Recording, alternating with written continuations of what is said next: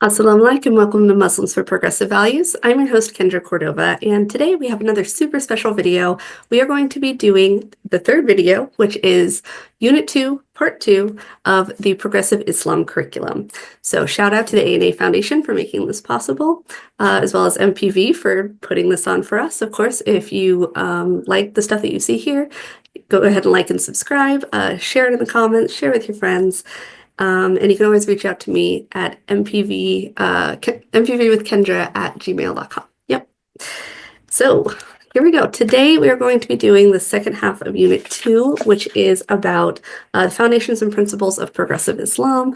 Specifically, we're going to be going from the concept of Ijtihad, and then we're going to go through sort of like the importance of focusing on our core values as our guide through life and through our faith, right?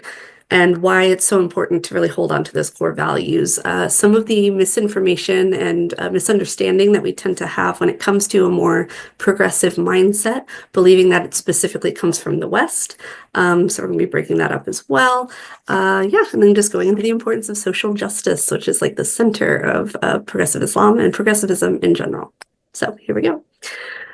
Before we get into the section on Ijtihad, I wanted to get us in the right mindset for this class. And I wanted to give you guys like some fun little like anecdote type things and some psychology just to like get us into sort of like why we run into some of these painful and exhausting things, because we are progressive Muslims, we are just progressive people, or we're interested in understanding progressive thought. And it can feel exhausting and it can feel frustrating because you will sometimes feel very alone. You'll feel like some of the stuff seems so obvious and like you're working from your heart, and then you get a lot of like anger and backlash. And so I want to talk about sort of like why that happens as well. So the first thing I wanted to focus here on this mindset is the difference between culture and faith. Now I'm going to be making a whole separate video in the future about the difference between culture and faith. Because those are very different things. But remembering here that a lot of what we see today is going to be cultural, and it doesn't necessarily tie back to the religion itself of Islam or the faith or the texts there.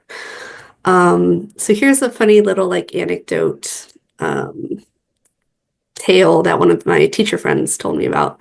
Which explains sort of how culture comes to take precedence over critical thinking and sort of like understanding of truth, right? We always hear that, oh, well, that's just the way it's done. Well, so they told me about this meatloaf story, and basically it's like a little girl, and she, saw her mom making the meatloaf, and she was like, hey, her mom cuts the ends off the meatloaf before she puts it in the oven. And she was like, why do you cut the ends off the meatloaf? And her mom was like, because that's how my mom did it, right? So then she went to her grandma and she was like, Grandma, why do you cut the ends off the meatloaf? So her grandma was like, well, that's how my mom did it. And she's lucky enough to have a great grandmother there. And so she goes up to her great grandmother. She goes, great grandma, why did you cut the ends off the meatloaf when you make it? Like, why is that how we make it? And she kind of gives the girl a weird look and she goes, well, because it didn't fit in the pan.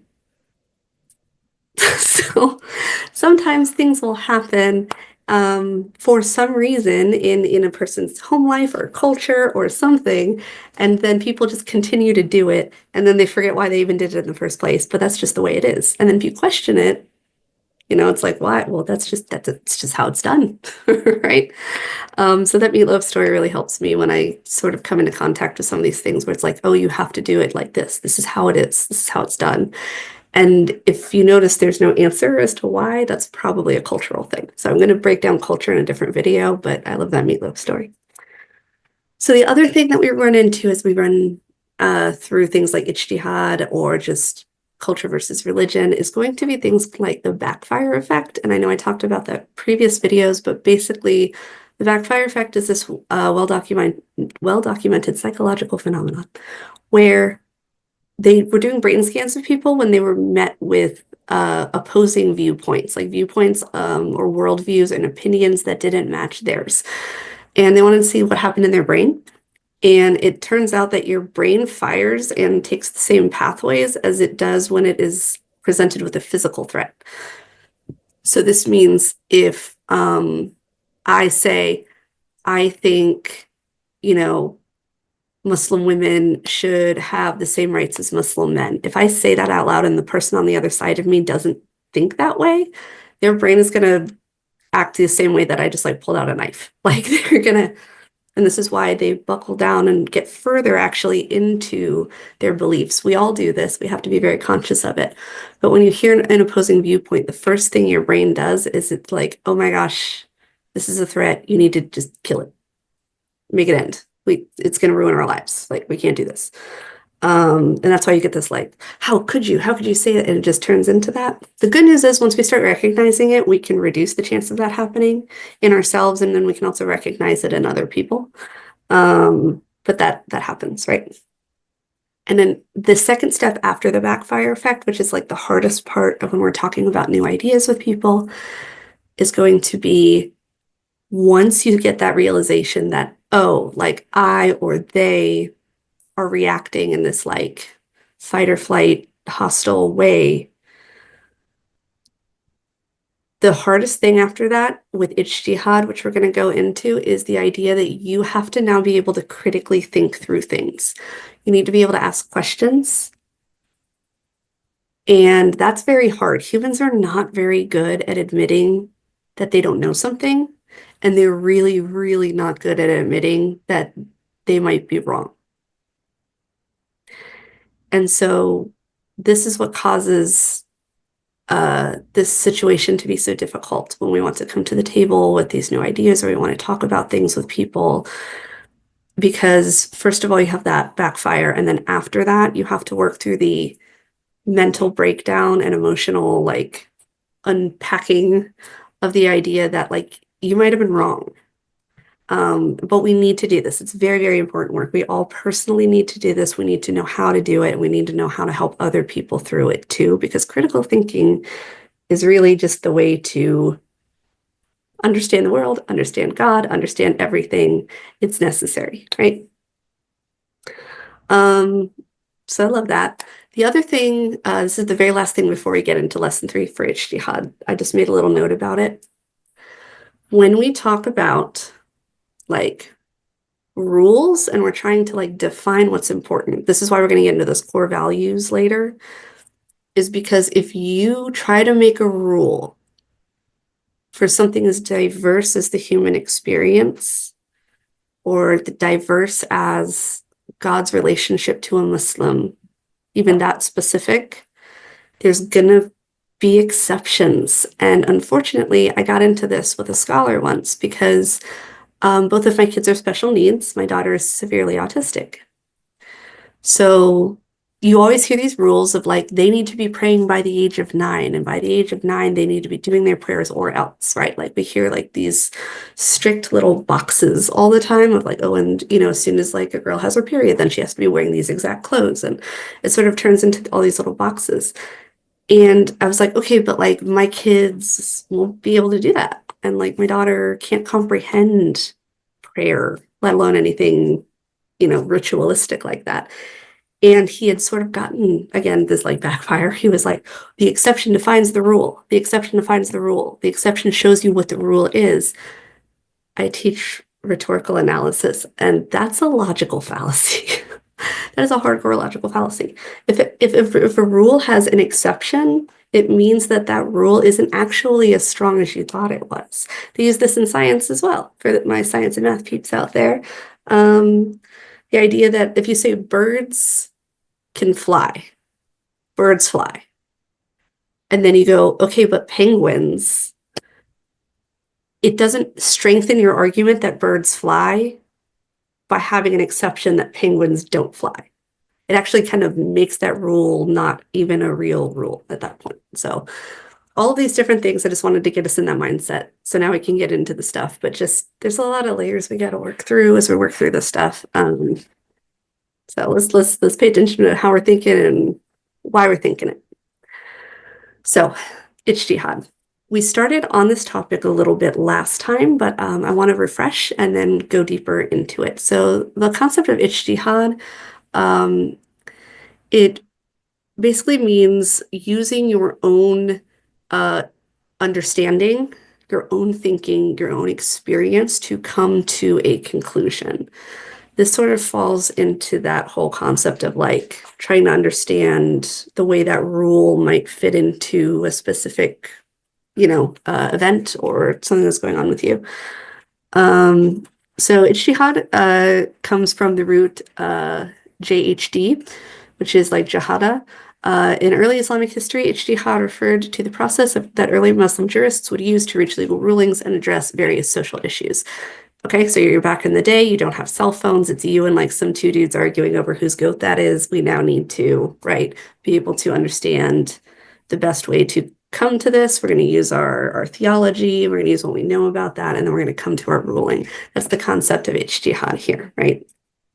The statement attributed to Amr ibn Alas states that if a ruler issues a judgment based on an effort to arrive at the truth, and if his judgment is correct, he will receive 2 rewards.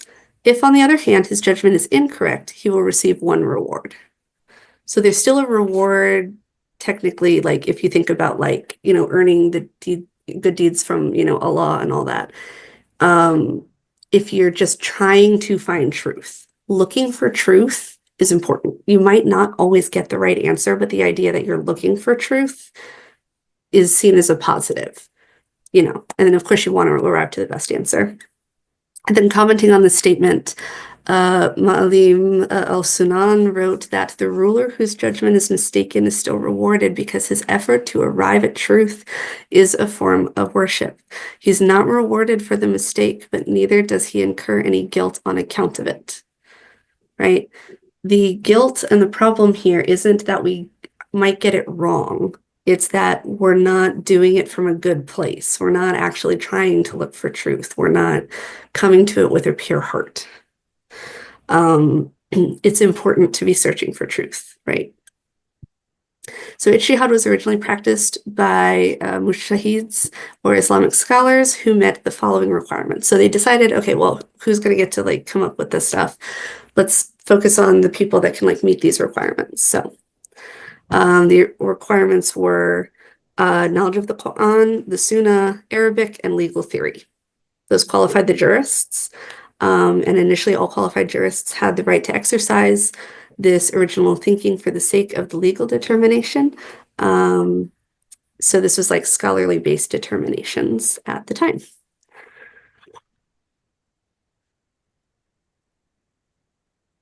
During his reign in the 7th century, Caliph Omar ceased to utilize the punishment of cutting off the hands of thieves. I want to give you guys this as an example, right, of like using ijtihad as a jurist, right? Because a lot of times they see this, Islam has a history of like these like super strong punishments for things. So Caliph Omar actually tried to shift that, and this is the benefit of ijtihad here. So it says that he ceased to utilize the punishments for cutting off the hands of thieves, even though it was it was there in the Quran that said like, okay, well, according to this, we can do this, right? It says his justification was reached using ijtihad was that people were often stealing out of hunger, poverty, and environmental conditions that led to drought. For the Caliph, given that the precondition of a truly Islamic society was not established, the Quranic principles of justice and fairness took precedence over a singular verse in the Quran. This is what we're talking about. So we're going to get into those core values later and why it's so important that those core values are like your anchors, because as situations change, right, as we come up to these metaphorical birds, and then one, doesn't fit the thing that we're trying to do, what is the most important thing? How can we come to this seeking truth? How can we come to this looking for God, even if the answer might not be what we originally thought it was? So that's what the importance of ijtihad here. So, however, during the Abbasid period, different legal schools of thought and its jurists were established. For many, this limitation interpreted into four prominent scholars. So if you run into a mainstream Muslim nowadays, and the majority of Muslim scholars, you're going to hear these four sections if they're Sunni. Now, Shias, Sufis, etc., have others, but the majority of Muslims tend to fall under Sunni, and so then they're going to fall under one of these four you're going to hear all the time. So that's the Maliki, Hanafi, Shafi, and Hanbali. So jurists of the established schools of thought were constrained in their ijtihad, ruling in a standardized edict called Usul al-Fiqh. By the 16th century, ijtihad essentially ceased to exist and was instead replaced by taqlid, which denotes an individual's conformity to the teaching of another person. So here we go. We're cutting off our meatloaf now. That's what happens, right? So we're like, okay, well, these guys, they were great at rulings, and these groups of jurists were taught by those jurists, so they know what to do. And now we're going to start into well, that's the way my mom did it. That's the way my grandma did it. That's the way, right? We're going to fall into that whole meatloaf problem. So into the 21st century, the door to ijtihad has remained closed. It has not really been revived much. Now, in some sects it has. If you go into like Sufism, for example, Sufism like really stresses that importance of your personal experience and knowledge. But in the majority mainstream groups here, it's not going to be brought up very much. However, over the centuries, revivalist movements have been trying to normalize ijtihad. In progressive Islam, we focus on it. So today, ijtihad is also a core part of the progressive Islam movement, with progressive Muslims claiming that taqlid, the process normalized nearly 500 years ago, simply constitutes blind following, which itself is un-Islamic. For progressive Muslims, the blind following of older interpretations of the Quran and Sunnah cripples Islamic thought and confuses Muslim societies by attempting to apply a one-size-fits-all method. Oh, sorry. What happened? Oh, I'm going to do that. Sorry.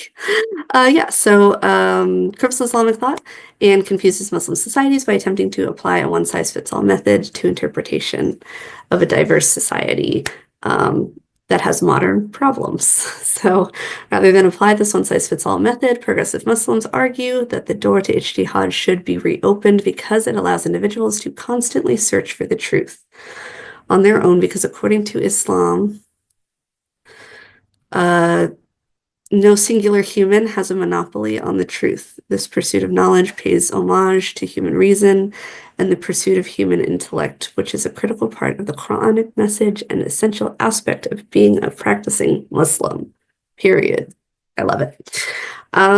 So yeah, I mean, the world is complicated. The universe is complicated. Life is complicated. And I talked about this in my videos on like understanding progressive Islam previously, that it is so important. And it says it even in the Quran. I'm going to get us some verses here soon, but that we do not try to fit the entire universe into the Quran. The Quran is extremely limited, and it even admits that in the Quran, right? There's the line that if the oceans were ink for writing the words of my Lord, it would surely run out twice fold, like even if it was filled up a second time before the words of my Lord were through. Meaning, how much ink does it take to write one Quran? Not much. Not much at all. If you're comparing it to oceans, planets filled of ink, right? There is so much out there that Allah knows and understands, and that is out there in the world. And the Quran reminds us to do that. It says, go out and look at nature, go out and learn from each other, go out and do these things, right?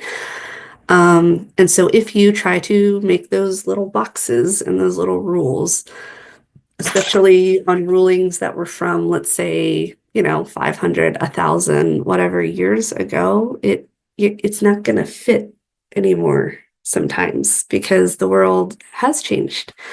And that doesn't mean that we're changing Islam. That's another thing, is people say, well, that means you're changing the faith, right? You're adapting faith. The faith is still the same. Those are those core values we're about to go over, right? But the situation has changed, and Allah tells us look towards nature. Well, nature changes, evolution, right? The world changes, the circumstances change, and the plants and the seasons and the animals and whatever adapt. Allah made things adaptable. That was kind of part of the whole universe thing. So, yeah, it's important to have that. So we're about to go to these liberation theology here, the importance of liberation theology and freedom, and then social justice. I saved a couple Quran verses I wanted to share with you guys for this lesson today, and it's from Surah 16, which is the bees. I love that one. And it really just talks about the importance of freedom. The importance of freedom and the importance of Allah being the judge. And I love it. I love it. I gotta share this with you. So, yeah, so Surah 16, first ayah 82 and 83. It talks about people who don't embrace Islam. They don't believe, right? What does Allah say, about that? It says, but if they turn away, then your duty, O Prophet, is only to deliver the message clearly. They're aware of God's favors, but still they deny them. And most of them are truly ungrateful. So it doesn't say to go and make them. It doesn't say to beat them into submission. It says his whole role is to deliver the message clearly, to teach, to share, to share the message, share the words, share the Quran, share the knowledge as clearly as possible. And that's all you can do, right? And I love it. Moving on. So in ayah 90, indeed, God commands justice, grace, as well as courtesy to close relatives. He forbids indecency, wickedness, and aggression. He instructs you, so perhaps you will be mindful. Justice, mercy, caring about each other, teaching, knowledge. I can't say that enough. These are just a couple verses. There are tons of verses like this throughout the whole Quran. Surah 16, ayah 93, right? Talks about the importance of free choice. Had God willed, he could have easily made you one community of believers, but he leaves to stray whoever he wills and guides whoever he wills, and you will certainly be questioned about what you used to do.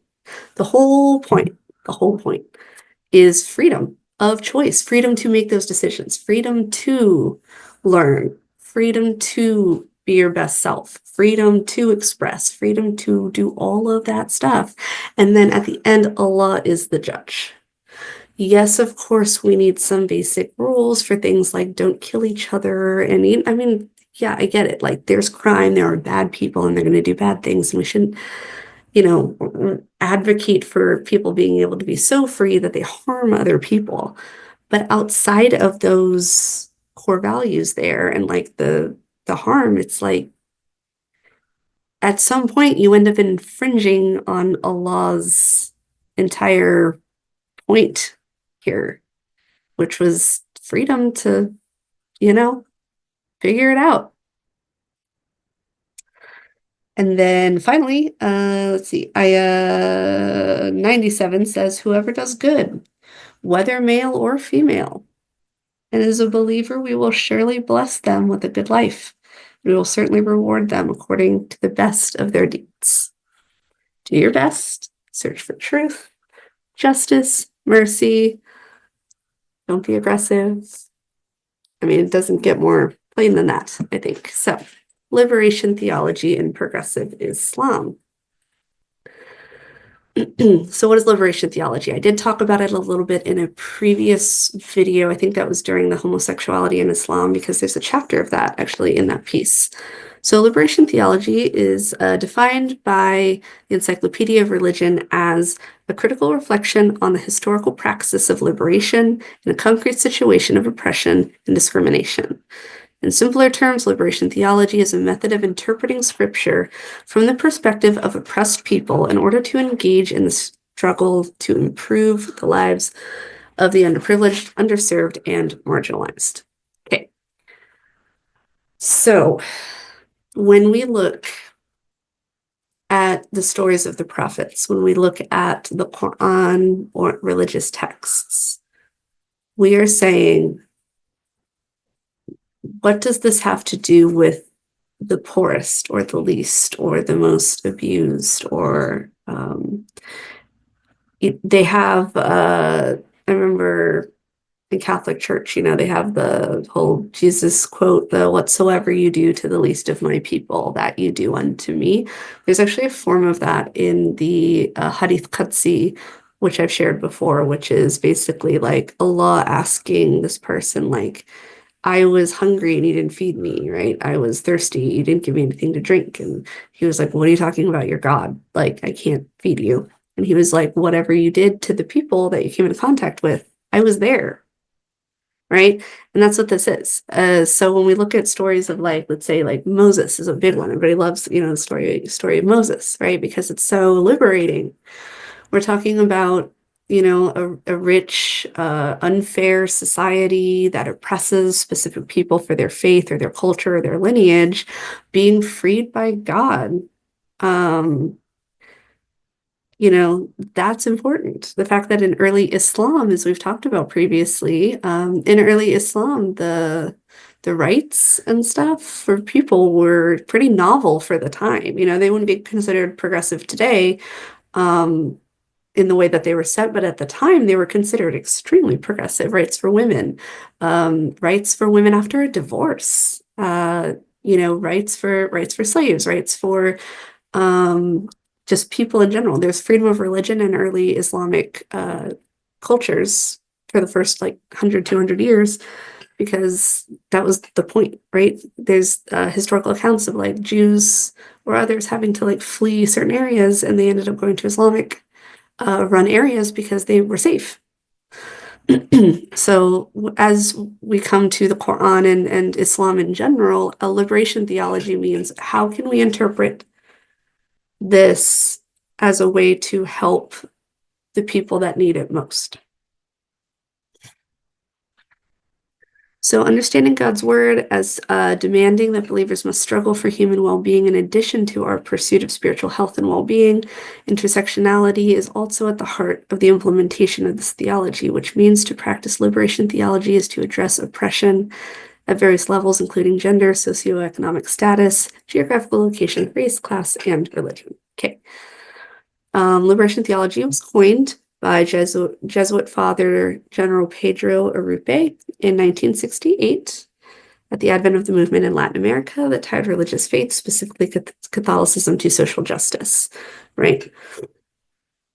Similar movements have also developed within other religious groups, including movements in the Protestant faith, Black liberation theology in the United States, Dalit liberation theology in India, and Ireland's own Catholic liberation theology movement. So I work in a majority Black area at a majority Black school here in the United States, in the heart of an area that, Black Lives Matter movements really started, and getting to see some of the beautiful empowerment and civil rights groups and all of that are just really active there. That's the same energy there, right? The majority of my students are Christian, although I do have some Muslim students as well. And being able to tie their faith to this freedom from oppression and the push for social justice has been really beautiful. It brings up the Protestants here as well, right? As many of you guys know, I was raised in the Catholic Church and a very strict Catholic school setting, all of that. And the whole point of sort of those break off faiths and the whole creation of the Protestant sect of Christianity there was because the Catholic Church had gotten out of hand and was, going around pillaging and killing people and money and not taking care of the poor and doing all that. So it doesn't really matter what faith you're in. Liberation theology is universal, but it does have a really strong place in Islam as well. The revelations of the Quran sought to liberate human beings from suffering, instructing them to redo the social order in a way that emphasized human dignity and equality. So throughout the Quran, throughout the examples from the Prophet Muhammad's life, peace be upon him, we see that it's like, I lost count how many times in the Quran it tells you to give zakat, which is like money to the poor or to help feed the poor. It says it like almost every page. It's so important in there. Taking care of orphans, taking care of widows, taking care of people that don't have that ability. And in the last few videos, we've also talked about how the first martyr of Islam was a freed Black woman. She was a freed Black slave, and she gave her life for Islam because she really saw and believed in what it was teaching, that she had rights. And people that she knew had rights, and that this was a good thing to do. And of course, people were mad about it because that's what happens. So let's look at some examples of liberation theology, specifically in the Quran. In Surah 4, verse 75, we have, "And what is the matter with you that you fight not in the cause of Allah for the oppressed among men, women, and children who say, Our Lord, take us out of the city of oppressive people and appoint for us from yourself a protector and appoint for us from yourself a helper." Surah 28, verse 5. "But it was our will to favor those who were oppressed in the land, making them models of faith as well as successors." Surah 45, ayah 22 says, "For Allah created the heavens and the earth for a purpose, so that every soul may be paid back for what it has committed, and none will be wronged." Two more, we have Surah 5, ayah 8. "O believers, stand firm for Allah and bear true testimony. Do not let the hatred of a people lead you to injustice. Be just. That is closer to righteousness. And be mindful of Allah. Surely Allah is all aware of what you do." And finally, Surah 2, ayah 219. "They also ask you, O Prophet, what they should donate. Say whatever you can spare. This is how Allah makes his revelations clear to you believers, so perhaps you may reflect." Like I said, I gave some earlier, here's some more. It's everywhere. It's the foundation of the Quranic teachings. These teachings, along with the Sunnah, also denounce ignorance and socioeconomic injustices that were common in Mecca because of the unjust tribal system of governance. Islam sought to bring people away from these tribal ties, which were the foundation of power and which left so many people without these tribal affiliations powerless in the face of oppression. So again, it's not about like who's who. It's not about who, well, my family does it this way and your family does it this way, and we have money, you don't. Like, it's about taking care of all of Allah's people and letting Allah judge.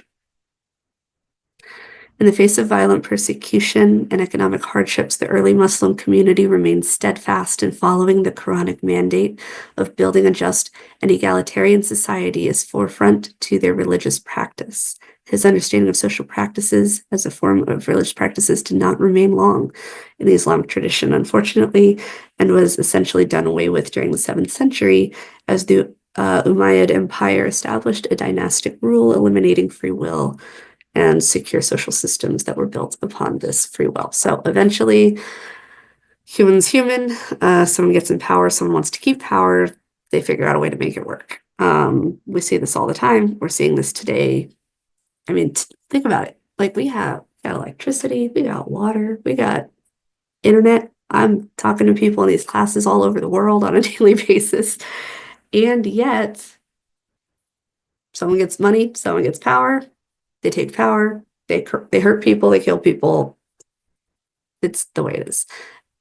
So when people say that it's a specifically Islamic problem, it's really, really not. It's really not. It's a human problem. It's a human problem. And that's why we need to really work on these core values now. So one prominent scholar of Islamic liberation theology, Ashgar Ali Engineer, has identified the following rules as being concrete and core to the progressive Islamic movement. So here are those core values. So we have Tawheed, which is the oneness of God. So God is one. We all have the same God.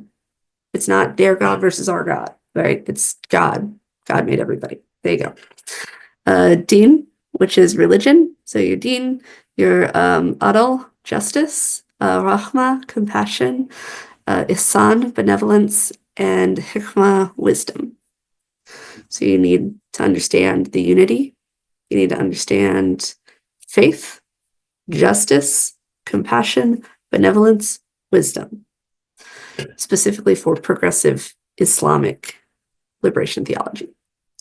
Muslim movements in the 19th and 20th century have been driven by liberation theology. They were in part inspired by the post-Cold War world, which saw Western powers aligning themselves with conservative and repressive Muslim regimes to prevent leftist movements from allying themselves with Islamic nationalist movements. So it's going to get a little dark here for just a second, but this is really important. Oftentimes, you're going to hear the argument that progressive Islam or liberation theology is specifically a Western thing.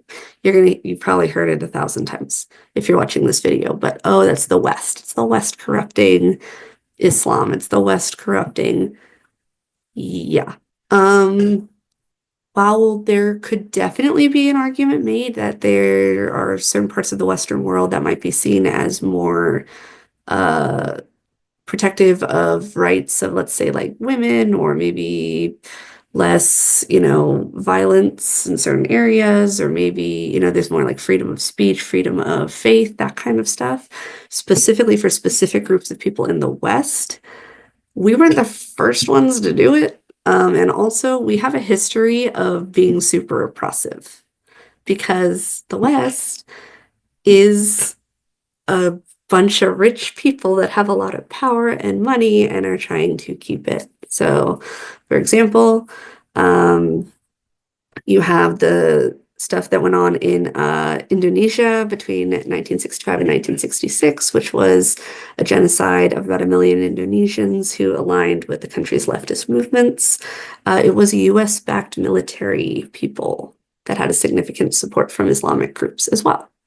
So the US, who is seen as the liberals, they weren't so liberal or progressive at that time. So we also have what happened with the early Taliban. Before the Taliban were seen as a terrorist organization, the West and Western countries were kind of working with them, CIA specifically. So it wasn't like public, but it was like the CIA specifically were backing the Taliban to fight the communist movements. It was a proxy war where they're like going against like communism, which they were afraid of. So there's that, which was super not progressive of them. And then also the fact that this is just like two of a few. I'm going to get into the example of Gaza here in a minute, which is going on right now, and we're doing it again. But the Western countries being willing to overlook human rights abuses in order to sort of support these militant dictators for economic reasons, for money, for power, shows that you can't really just say that like progressive or liberation theology is just something that's from the West, because the West is also a, money grabbing militant type of group that has a lot of power. It's we're going to talk a little about that too, but unfortunately that's true. I wanted to bring up Gaza too, because this happened with one of my students a few weeks ago, because most of my students have not heard of many world affairs. It's not even local affairs. Their world is very small. And so they didn't even know anything about what was going on in Gaza. So I just, I don't tell them what to believe. I just tell them where to look. So I'm just like, okay, just super quick points here. Let's talk about, yes, there was this whole Hamas thing you might have heard of, but we need to talk about like the numbers. We need to talk about the genocide. We need to talk about the bombings. We need to talk about all that. And he looked it up and he was researching and he was listening to videos from doctors that were over there and all of that. And he just kind of like a light bulb went on. And he looked at me and he was like, so the US supports Palestine, right? Like we support Gaza? And I was like, oh no, we fund and give the weapons to Israel. Like that's where my tax money goes. And his jaw just dropped. And I will not forget this quote, but he just looks at me, he goes, I thought we were the good guys.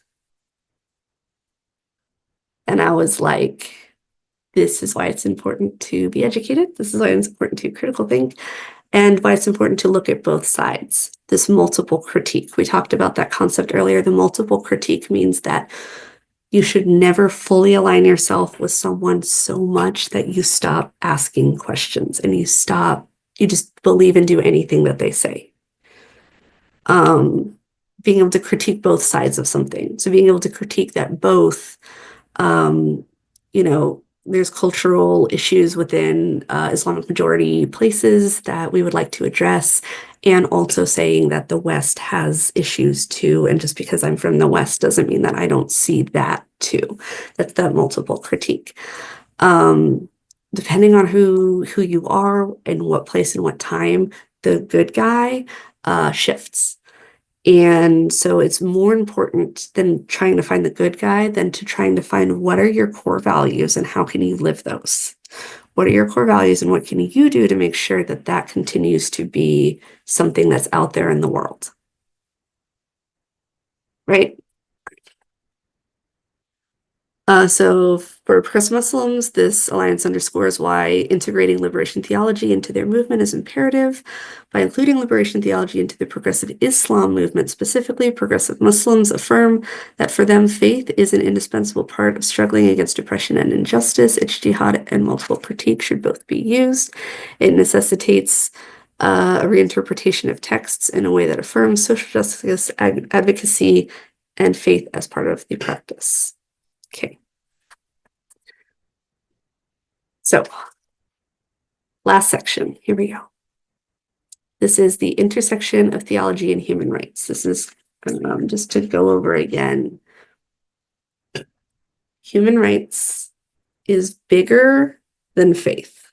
It's a core value. It's not just, I need someone to tell me that I need to do this for someone. It's everybody, all the time. And yes, it is all throughout the Quran. We'll talk about that, but it's bigger than that. So the United Nations Declaration of Human Rights defines human rights as rights that are inherent to all human beings, regardless of race, sex, nationality, ethnicity, language, religion, or any other status. These rights include civil, cultural, economic, political, and social rights, and may include, but are not limited to, freedom of expression, freedom from slavery, the right to life, freedom of religion and belief, the right to bodily autonomy, right to education, and the right to health. So, yes, there are parts of the world that are better at this than others. We can always do better.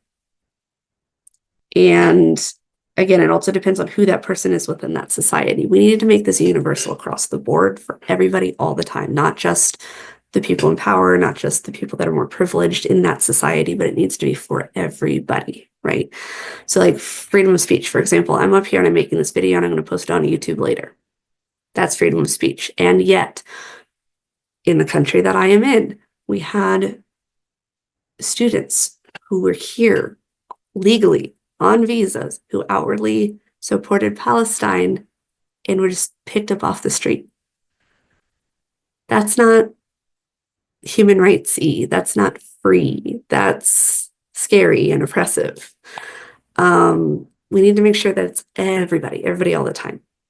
And like I said in the previous videos, if you're a Muslim and you believe in Islam, right, you also have to believe that Allah is going to guide who Allah will, and Allah will, it's personal.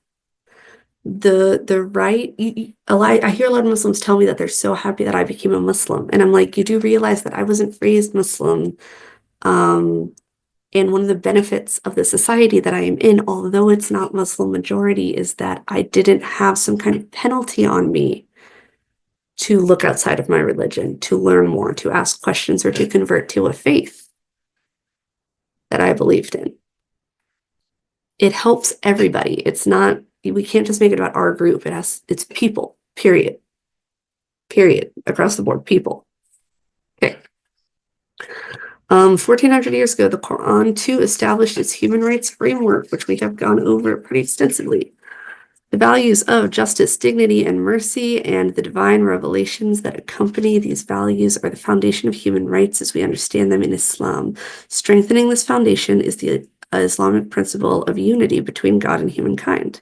This unity means that all individuals are equal in the eyes of God and that all are entitled to the same dignity or karama that they have bestowed upon humans. So, again, every single person you see was made by Allah. And you don't get to decide if they're worthy of life. You just don't. If you do, that's next level arrogance. That is like shaitan level, I'm better than you arrogance. Let's see. So therefore, human rights from an Islamic understanding is not a legal system or a specific set of rights that are granted by a specific document written by humans or by a ruler or an institution. They are a set of ethical values laid out by God that Muslims must practice to legitimize their religious practice by acknowledging the absolute equality of all humanity, period. Again, yes, we're seeking justice. Yes, we're seeking truth. Yes, sometimes we have to make decisions and we need to rule in certain ways. But it is so important that we follow this. It can't be just a document. We talked about those birds. We talked about those penguins. I gave you the example of my daughter being severely disabled. You can't set a rule and then just apply it all the way across and still be just and still be fair. At the end of the day, you need to be trying to live those core values, to seek truth and to seek justice. And then that's how you will find your answers. So let's see. However, for many individuals, both Muslim and non-Muslim, human rights and Islam are not compatible and sometimes at odds with one another. We see this especially when ideological rigidity is practiced and also because of the various interpretations and cultural practices that have been incorporated into the community's religious practices. At the beginning of this, we'd been talking a little bit back and forth with some of our viewers about experiences at the masjids, very much the whole cutting off the end of that meatloaf that we talked about. Missing the point, right? The whole point of what we're trying to do, because we got so caught up on these little things and we don't even know why we're doing them. Progressive Muslims, however, seek to move away from this ideological rigidity, both in the Muslim and the Western world, in an effort to demonstrate the compatibility of Islam and human rights. It's not just a Western thing. The progressivism, liberalism is not just some Western idea. It's just a universal human thing that's been across groups all over the world from all different backgrounds. And it is for all people of all different backgrounds. So the concept of wujub akli, sorry, my Arabic is the worst, or an action that is rationally required for the good of humanity based on norms that serve both Islamic and natural law. So yes, we find inspiration and truth in Islam. Yes, we also need to look in the natural world. We need to look at what is happening. What is the situation we're even talking about, right? Does this even apply at all to what we're doing? It's important. So 4 little blocks here about how we can implement these and understand them. So legal and judicial systems, the development of Islam's legal systems, with a qadi or a judge, and their emphasis on qada or justice. This emphasizes fair and impartial judgments. So yes, you need people that are going to make decisions, but you need to make sure that the whole point of making those decisions is justice for everybody. all the time. Everybody. Protections of minority rights. We can see this in the Constitution of Medina, which was the first document in Islam to protect minority rights and ensure that they were free to safely practice their religion and beliefs. Islamic empires in the Golden Age followed this precedent, protecting religious minorities across their empires, ensuring that minorities could practice their own faith and follow their own legal system. Education advancement. The Islamic Golden Age contributed significantly to scientific advancements, modern technology used today, as well as philosophical values espoused in Europe's Enlightenment period. The whole Western thing, again, we didn't come up with it. It wasn't us. It was actually in other parts of the world first. Islamic scholars also increased accessibility to these philosophical works, translating classical works by Greek, Roman, and Indian scholars. Translation, teachers from different parts of the world and backgrounds coming together to talk about things, all of that. And then finally, number 4, humanitarian values, the establishment of waqf or charitable endowment, and an emphasis on wealth distribution through zakat, which again is on almost every page of the Quran, sought to ensure the welfare of a society and ensure that each individual had their needs met. This redistribution of wealth prioritized above all the rights of marginalized individuals and groups across a community. The belief with zakat is that anything you're given is given to you by God. And we're each given different things by God. And so whatever it is that God gave us, we then need to use that to help the people that don't have that.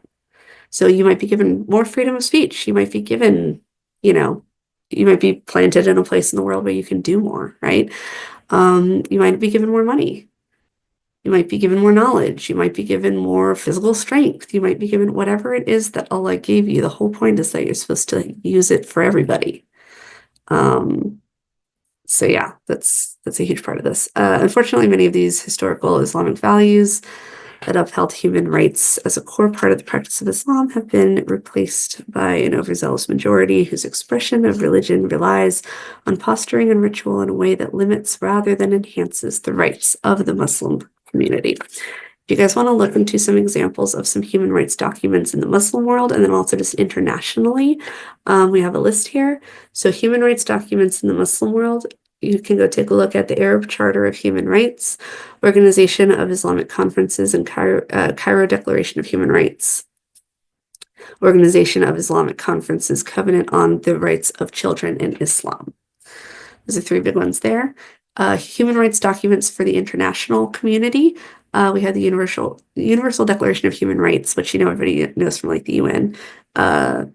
International Covenant on Civil and Political Rights, and then the International Covenant on Economic, Social, and Cultural Rights.